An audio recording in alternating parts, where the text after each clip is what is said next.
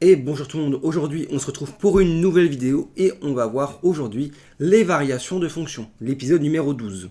C'est un épisode assez important mais verbeux tout de même, puisque c'est ce qui va vous permettre de gagner pas mal de points au bac. C'est en fait en quelque sorte les prémices des dérivés.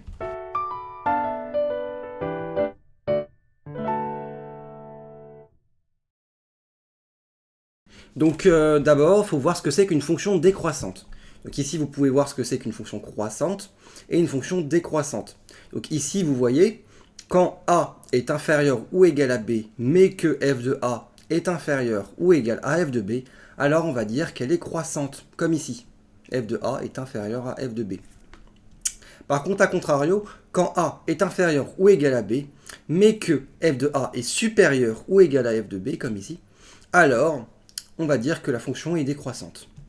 Quand la courbe de la fonction ici est parallèle à l'axe des abscisses et que f de a est égal à f de b, alors on va dire que c'est une fonction constante. Et dire qu'une fonction est monotone signifie qu'elle est soit strictement ou pas strictement croissante, ou soit décroissante. Maintenant, dans une fonction, on peut vous demander le maximum et le minimum. Bon, les deux là, ça s'appelle des extrémums, donc c'est des extrêmes en quelque sorte. Donc la fonction admet un maximum en a, sur l'intervalle i, quand pour tout réel x, on a f de x est inférieur ou égal à f de a. Et on va dire que la fonction admet un minimum en a sur l'intervalle i, pour tout réel x, où f de x est supérieur ou égal à f de a. Donc en fait, ici, on a le minimum. Voilà. Et donc le maximum et les minimums, c'est l'extrémum. Maintenant, on peut aussi parler des variations de fonctions. Donc déjà, ici, il s'agit de tableaux de variations. On reverra ça plus tard. Pour une fonction carrée, elle va décroître jusqu'à 0. F de 0 est égal à 0. Puis elle va recroître, elle va être croissante.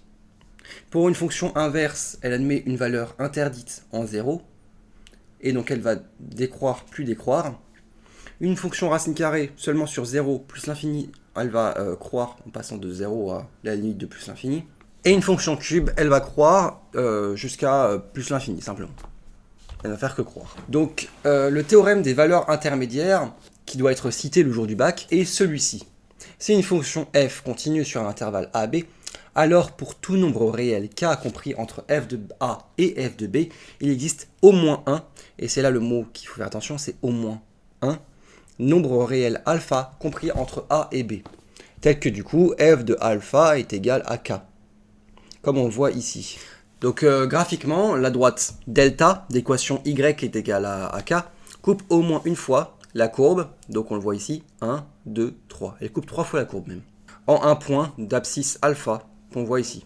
Mais celui-là est moins à connaître, en quelque sorte, puisque c'est le cas général de celui-là qui est absolument à connaître le jour du bac. C'est le corollaire du théorème des valeurs intermédiaires.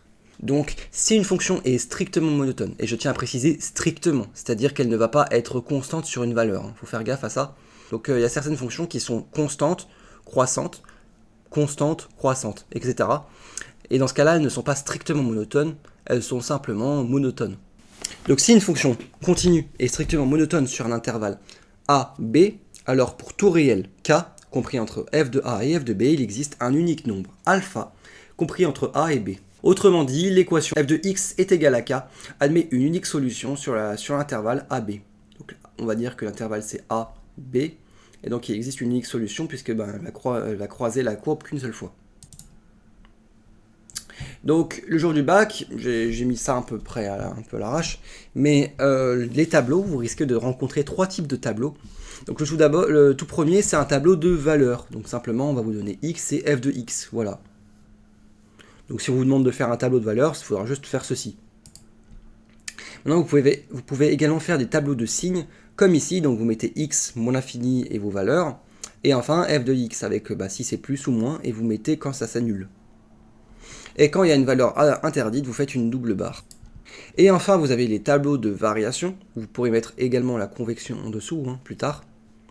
Où du coup, vous faites une flèche à chaque, si ça croît ou ça décroît, et vous mettez la valeur maximale et la valeur minimale locale. Donc ici, par exemple, le maximal local, c'est 2, et le minimal local, c'est moins 2. Voilà, maintenant, on passe à quelques exercices pour vérifier vos connaissances, toujours. C'est parti. Donc associe chaque fonction à son allure. F de x est égal à racine de x, f de x est égal à moins x, f de x est égal à 1 sur x, et f de x est égal à x carré. Je passe à la correction. Donc f de x est égal à racine de x est croissante mais pas linéaire. On va voir qu'elle va faire un truc comme ça. Piou. Voilà. F de moins x est simplement strictement décroissante. En fait, elle va décroître jusqu'à l'infini de manière linéaire. F de 1 sur x est décroissante sur tout ce qui est sur moins l'infini, 0 et 0 plus l'infini. Or ici on parle que de R+, donc 0 plus l'infini. D'ailleurs j'ai oublié de mettre l'étoile, normalement il y a une petite étoile avec. Et donc ça veut dire que vous voyez, elle est bien décroissante. Et enfin f de x est égal à x au carré est strictement croissante, puisque c'est à connaître. Donc elle est strictement croissante, mais je tiens à préciser que je parle uniquement de 0 plus l'infini. J'ai oublié de le mettre l'ensemble, mais c'est 0 plus l'infini parce qu'elle va d'abord décroître, puis croître. Donc la fonction f est croissante sur moins 2, 3. Lesquelles de ces affirmations sont fausses et peuvent être prouvées fausses? Donc pareil, je vous laisse réfléchir et je passe à la correction. Donc il s'agit de f de 2 est inférieure à f de 1 puisqu'elle est croissante et pas décroissante, ça serait décroissant. Et enfin, ça serait f de moins 2 est égal à f de 3. Donc oui, je sais qu'elle est croissante et pas strictement croissante, mais si elle est égale en fait, entre moins 2 et 3, alors on n'appellerait pas ça une fonction croissante, mais simplement une fonction constante sur cet intervalle. Elle est constante sur cet intervalle. F est décroissante sur 0, 4. Quelle est sa valeur maximale sur cet intervalle? Donc là, pareil, correction. Il s'agit simplement de f de 0, puisqu'on sait que elle est décroissante sur 0, 4, et que forcément la valeur la plus grande sera donc la première valeur, donc f de 0. Voilà. Associe l'allure de f à sa description.